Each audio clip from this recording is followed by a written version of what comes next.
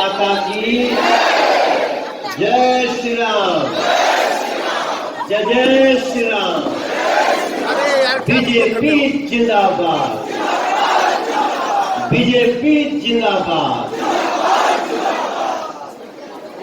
आप लोग जब नारा लगा रहे हैं तो ऐसा लग रहा है इस हॉल में दसों हजार लोग बैठे हैं। इतना जोश है आपके नारे में। थोड़ा सा जगह छोटा है और इसी में हमारे मीडिया के भाइयों को ये कवर भी करना है। कुछ कुर्सी तो हम लोगों ने व्यवस्था कर दी है, तो हो सकता है कभी कभी हमारी आपकी नजर मिलने में थोड़ी दिक्कत हो तो थोड़ा बर्दाश्त कर लिया जाएगा यार। और हमारे मीडिया के भाई लोग भी, कुछ हमारी बहनें भी हैं, तो आप लोग भी थोड़ा थोड़ा ऐसे मैनेज कर लीजिएगा कि पीछे भी दिखाई दे और आपका भी काम हो जाए। जुगाड़ सिस्टम चल देना चाहिए। मैं मनोज तिवारी बहुत सौभाग्यशाली महसूस कर रहा हूं। आज हम उत्तर बंगाल में, पश्चिम बंगाल के चुनाव में आप सबके समक्ष जब आए हैं तो मंच पे बैठे हमारे जिले के प्रेसिडेंट प्रवीण अग्रवाल जी का, वाइस प्रेसिडेंट सविता अग्रवाल जी, राज भट्टाचार्य जी, बेनी पॉल जी, जनरल सेक्रेटरी राजू साहा जी, कॉर्पोरेटर खुशबू मित्तल जी, मालती रॉय जी, सेक्रेटरी कन्हैया पाठक जी, राजू पॉल जी, सुवांकर साहा चौधरी जी और मंडल के प्रेसिडेंट अमित जैन जी, आदित्य मोदक जी और जो इस चुनाव में हमारे लोकप्रिय कर्मठ प्रत्याशी हैं, जिनके जीत में हर कार्यकर्ता की जीत है, जिनके जीत में मनोज तिवारी की भी जीत है, जिनके जीत में सिलीगुड़ी की जीत है और नरेंद्र मोदी की जीत है, ऐसे हमारे शंकर घोष जी, जो हमारे बाई तरफ अभी आपने इनकी बात सुनी, प्रवीण भाई साहब ने भी बात रखी, हमको इनकी बात सुन के बड़ा मजा आया।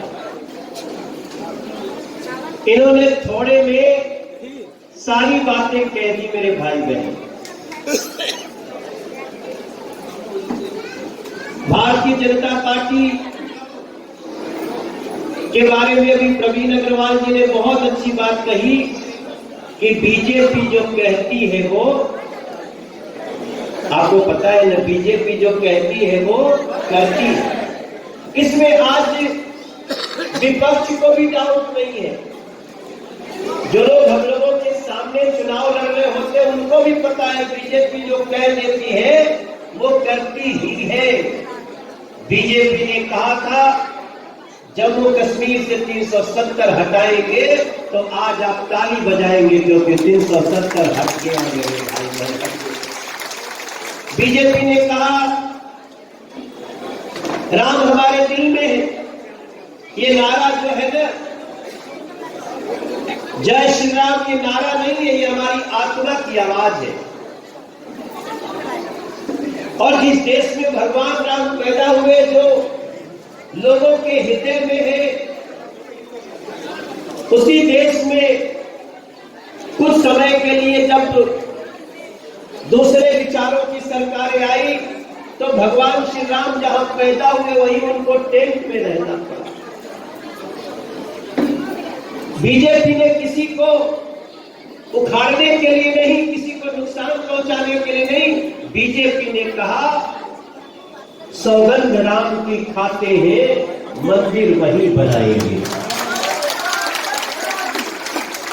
बीच में हम लोगों को ताने मिलने लगे। लोग कहते थे, मैं कहीं कहीं जाता था, लोग कहते भाजपा वाले हैं, कहते हैं मंदिर वही बनाएंगे लेकिन तारीख नहीं बताएंगे। ऐसा भी हमारे लिए कहा जाने लगा। लेकिन मेरे भाई बहन, आज जब मनोज तिवारी सिलीगुड़ी आया है तो हम गर्व से कह सकते हैं कि हमने संवैधानिक रूप से भगवान श्री राम का भव्य मंदिर बनाना शुरू कर दिया है और बहुत जल्दी आप जाके वहां दर्शन करेंगे। तो बीजेपी जो कहती है वो करती है। दाहिने तरफ जो लोग भैया लोग हैं, दादा हेलो भैया आप बैठ जाओ, सुनो व्यवस्थापकों को, ये क्या कर रहे हैं, ये कौन है इनको, अरे दादा आप मत हटाओ, क्यों हटा रहे, क्यों हटा रहे, हटा के क्या कर लोगे, जो जहां खड़ा है वो भी दो ना। आप वो बोलते हैं तो डिस्टर्बेंस हो रहा है ना, सबका ध्यान जा रहा है।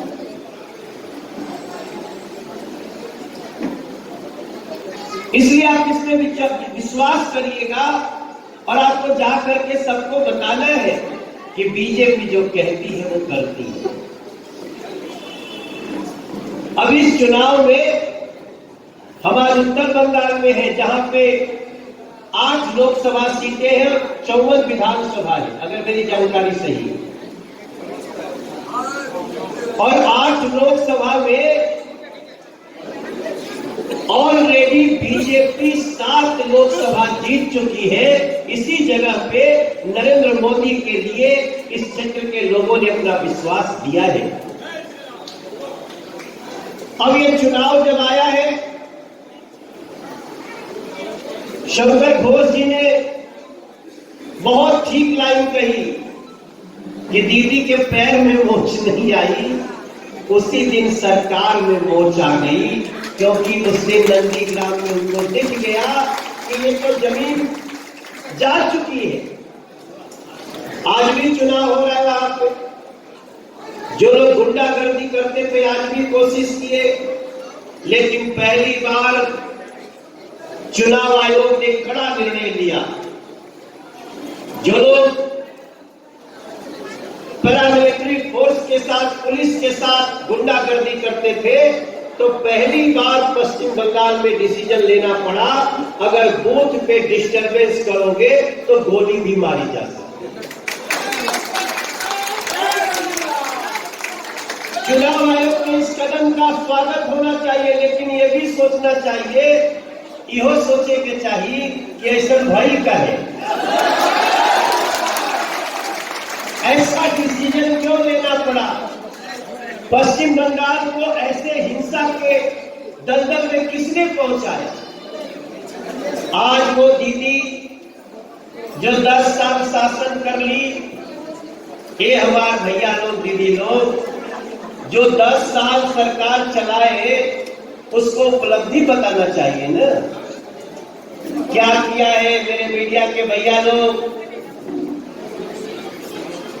2 साल शासन करने के बाद दीदी ये नहीं बता रही है कि उसने ट्रैफिक जाम सिलीगुड़ी का ठीक किया कि नहीं किया, उसने सिलीगुड़ी में, उत्तर बंगाल में इंफ्रास्ट्रक्चर का विकास किया कि नहीं किया।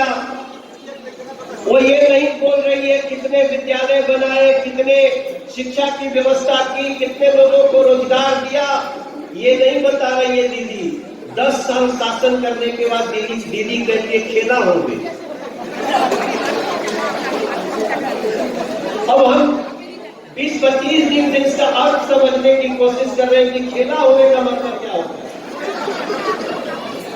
तो हम लोग जो समझते हैं खेला हो गए मतलब घात हो गई, धोखा हो गई। हम लोग 10 साल से वेट कर रहे हैं, बहुत मैं भी वेट कर रहा हूं भाई। और अब जाकर के जब नरेंद्र मोदी जी के पास ये बात पहुंची तो उन्होंने बोला, दीदी तुम यही बोलो कि खेला हो गए, बीजेपी बोलছে विकास हो गए। তাহলে লড়াই কোথায় আছে? খেলা হবে ভার্সেস বিকাশ হবে। আমিও একটু একটু বাংলা জানি। ऐसा मत सोचिएगा कि भैया आया है हिंदी भाषी क्षेत्र में, अभी बांग्ला जानी ना। আমি ভালো করে বাংলা জানি। लेकिन मैं आश्चर्यचकित हूं, अभी जब हम एयरपोर्ट से उतरे तो जो ड्राइवर साहब गाड़ी चला रहे थे वो ऐसा जाम में फंस गए। मैंने कहा कि कोई दूसरा रास्ता नहीं है? बोले दादा यही रास्ता আছে, এই রাস্তা যেতে হবে, যত টাইম লাগবে আমি কিছু করতে পারবো না। अभी तो मैं हंस रहा हूं, लेकिन मैं लोगों को देख रहा हूं, जो सड़क आज के 20 साल पहले रही होगी वो उतनी चौड़ी, कहीं फ्लाईओवर नहीं, जबकि ये सारी व्यवस्था 2.5 से 3 साल में ये सारी व्यवस्था बदली जा सकती है और बीजेपी बदल के रहेगी। ये आपको विश्वास दिलाने के लिए शंकरदा परिवार में नया हो सकता है, लेकिन जिस प्रकार से आप लोग बीजेपी के बारे में कहते हैं ना कि हमारे यहां हमारी सबसे अनुशासित पार्टी है, बहुत कुछ सोच के निर्णय लिया जाता है, और हमारा शंकर घोष का इसका काउंसलर भी है ना, एक काउंसलर के रूप में भी जितना काम किए हैं वो एक बार ताली बजाने को कहता है कि शंकर घोष का विजन। और प्रवीण जी हमको बता रहे थे, अभी हमारे राष्ट्रीय संगठन महामंत्री जी भी आज यहाँ पे हैं, प्रवीण दा बता रहे थे हमको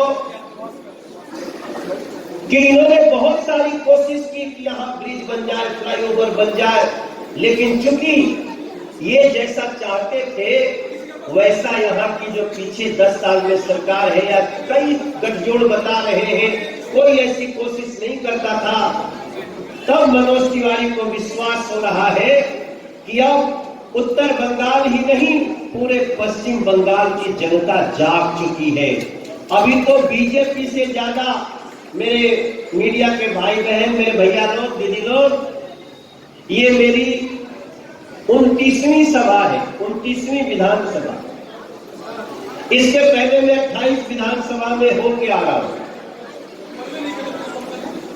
पुरुलिया, गरबेटा, खड़गपुर, हावड़ा जिले के बहुत सारे विधानसभा, उलबेड़िया, कहां अभी हमको तो नाम भी धीरे धीरे याद आएगा ना। अभी तो मैं पश्चिम बंगाल में इतना अंदर नहीं घूमा था, हालांकि मैं कोलकाता में बहुत समय से रहता हूं, गाड़ी अच्छे कोलकाता, सिलीगुड़ी में भी मैं आया हूं, यहाँ ग्राउंड में कभी क्रिकेट खेलने आया था, वो सुनील शेट्टी लेके आए थे। लेकिन सिलीगुड़ी के लोगों से, यहाँ के दार्जिलिंग से हमारा बहुत रिश्ता है, बहुत रिश्ता है, वो बातें कभी और बताएंगे। लेकिन आज तो मैं आप लोगों से सिर्फ ये प्रार्थना करने आया हूं कि पश्चिम बंगाल की अत्याचारी सरकार का अंत करने का समय है। और जब अत्याचारी सरकार इतनी हो जाए, बढ़ जाए, उसका दिमाग इतना बिगड़ जाए कि कोई व्यक्ति उसके किसी गलत निर्णय का विरोध करे तो उसकी हत्या हो जाए, कोई विचारधारा अलग हो तो उसको घात लगा के मार दे, क्या इसी को खेला कहते हैं? आप लोगों को रोज समाचार मिलता होगा, पूरा देश पश्चिम बंगाल को लेकर के चिंतित है। और पश्चिम बंगाल के लोगों ने 2019 में ही कह दिया था, 2019 में हाफ और 21 में साफ, ये तो कहा था और वही हो रहा है। जो फर्स्ट फेज का चुनाव हुआ है 30 सीटों पे, जो लोग ओपिनियन पोल रखते हैं, एग्जिट पोल रखते हैं, उन सबकी रिपोर्ट आ रही कि 30 में से 26 बीजेपी जीत रही है, 30 में से 26 फर्स्ट फेज का, और आज 39 सीट पे हो रहा है। तो मेरे सिलीगुड़ी के हमारे सभी भाई बहन, मनोज तिवारी तो मात्र एक सूचना देने वाला व्यक्ति है। मैं आपको सिर्फ सूचना देने आया हूं। मैं नरेंद्र मोदी का साथी हूं। हमें तो जनता ने सिंगर बना दिया, एक्टर बना दिया। मैं अभी तक लगभग 4,991 गाना गा चुका हूं। 2-3 महीना में 5,000 पूरा हो जाएगा मेरा। और आज भी गा लेंगे, आज भी गाएंगे। नहीं गाएंगे तो लोग कहेंगे डुप्लीकेट मनोज तिवारी। लेकिन उसके पहले मैं अपने बारे में थोड़ा बता रहा हूं। आपको भी लगना चाहिए कि मैंने देश के लिए, हमने भी कुछ सोचा। पार्टी का काम करते हुए आनंद नहीं आता है। पार्टी का काम करते हुए बहुत कठिनाई आती है। पार्टी का काम करते हुए बहुत सारी चुनौतियां आती हैं। और सुपरस्टार के रूप में जिंदगी जीने में तो बहुत आनंद है। फिर भी हमने उसकी बजाय इसको चुना, क्योंकि मेरा मन कहता है कि जो जनता ने हमको बनाया, उस जनता के दुखों को दूर करने के लिए हमें भी आगे बढ़ना चाहिए। और हमें नरेंद्र मोदी नाम का नेता मिल गया, उसके साथ में आगे बढ़ रहा। इसलिए आपसे आज प्रार्थना करने आया हूं। कई बार टिकट वितरण करने के बाद कई बार कुछ लोगों का मन छोटा होता है, लेकिन पश्चिम बंगाल की जो स्थिति है, इसमें तो अपनी सारी शक्ति लगा के, अपनी सारी शक्ति बटोर के ऐसे लग जाइए, क्योंकि ये विजय हर बीजेपी के कार्यकर्ता की होने वाली है और पश्चिम बंगाल के हर जनता की होने वाली है। जो आज भटका होगा, जो आज अभी नहीं जानता होगा कि ममता दीदी की पार्टी कितना खेल कर रही है, और जो पहले पश्चिम बंगाल में शासन किए कैसे कैसे खेल किए हैं, उन लोगों के असली साजिश को अगर कोई बता सकता है और उसका निदान निकाल सकता है, तो वो हमारे प्रवीण गोयल जी जिला अध्यक्ष के अंतर्गत शंकर घोष कर सकते हैं, और वो आपके साथ आगे बढ़ रहे हैं। ये हम आपको विश्वास दिला दे रहे हैं। बाकी तो मनोज तिवारी के कई तरह से आप लोग आशीर्वाद दिए ही है, आगे भी देंगे। यहाँ के जो सांसद जी हैं, वो भी युवा सांसद, हमसे बहुत बातचीत होती है। मेरा ये मानना है कि जब 2 मई को रिजल्ट आएगा ना, अभी तो लोग कहा था कि 2 मई दे दी गई,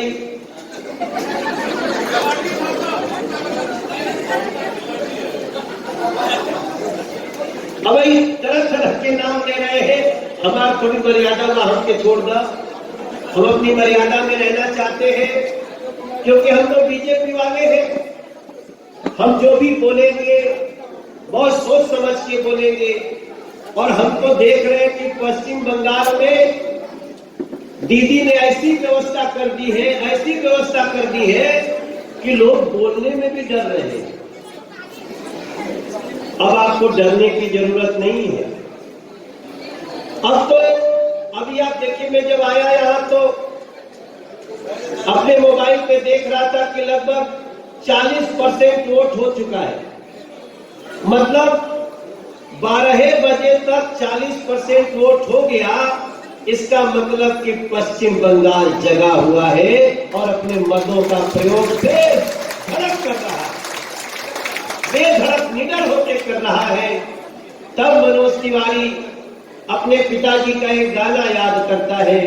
हमारे बाबूजी एक गीत गाते थे कि उठे जाग मुसाफिर भोर भई, अब रहे न कहाँ जो सोत है, जो जागत है वो पावत है, जो सोत है। आप सबको याद है ये गाना, हमारे पिताजी हमको सुनाते। जब जागने का समय है तब सोना नहीं है मेरे भाई। और ये चुनाव सामान्य नहीं है। ये चुनाव पश्चिम बंगाल के भविष्य का चुनाव है। इसलिए मैं हर जगह कह रहा हूं कि उठ जाग मुसाफिर भोर भई, अब रैन कहाँ जो सोवत है। गलियों में निकल जा कमल लेकर, लोगों से मिलजुल कर हंस कर, उनको दिल से जोड़ो बंधु। पश्चिम बंगाल की आज जरूरत है।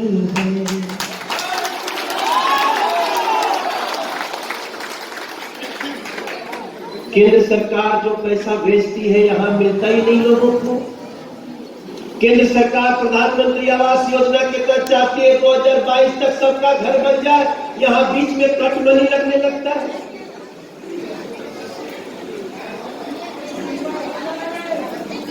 कौन सोचता है कि पश्चिम बंगाल में मां दुर्गा के पूजा के मूर्ति पे भी, विसर्जन पे भी रोक लग जाएगा? ऐसा करने वाले लोग आज उपलब्धि नहीं बता रहे हैं। दीदी अभी अपना गोत्र बता रही है। गोत्र बताने से इस समय चुनाव में चुनावी गोत्र मत बताओ दीदी। इस समय तो मैं आप सभी से प्रार्थना करता हूं कि आप लोग पूरी शक्ति से, आप अगर ये सोचेंगे कि यहां से हमारा प्रत्याशी शंकर घोष है तो शायद हो सकता है कि ये सही नहीं होगा। तब सही होगा जब सब कोई सोच ले यहां का प्रत्याशी हम खुद हैं, हमारा कमल है, नरेंद्र मोदी है और भारतीय जनता पार्टी का कार्यकर्ता है। और आप लोग बेधड़क आगे बढ़िए। मैं अभी एक और रोड शो में जाने वाला हूं, धूप में चलूंगा। मुझे आजकल बहुत आनंद आता है जब मैं ऊपर गाड़ी पे बैठता हूं। मैं इसलिए नहीं देता कि खूब भीड़ आएगी तभी चलेंगे।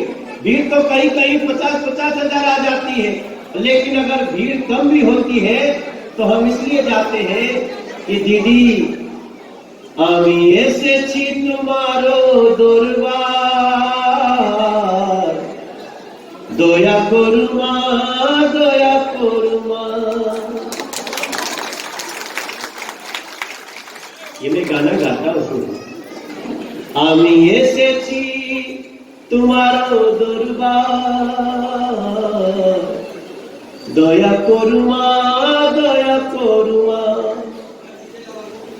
কেন মা মাটি মানুষ করে চিৎকার, দয়া করো মা, দয়া করো মা। আমি আসবো শিলিগুড়ি। क्या एक बार फिर आऊंगा तो फिर नहीं, बांग्ला में कैसे बोलेंगे? आभार। আমি আসবো শিলিগুড়ি আবার, দয়া করু মা, দয়া করু মা। आप लोग प्रसन्न रहिए, खुश रहिए। हमें किसी को